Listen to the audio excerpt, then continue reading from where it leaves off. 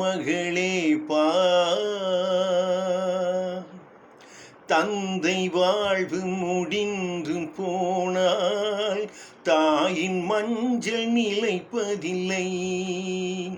தாயின் வாழ்வு மறைந்து போனால் தந்தைக்கென்று யாரும் இல்லை. ஒருவராக வாழுகிறோம், பிரிவதற்கோ இதயமில்லை. யாரும் இல்லை உனக்கே என்று ஓடிவிட்டாய் என் மகளே, ஓடிவிட்டாய் என் மகளே. பார் மகளே பார், பார் மகளே பார்.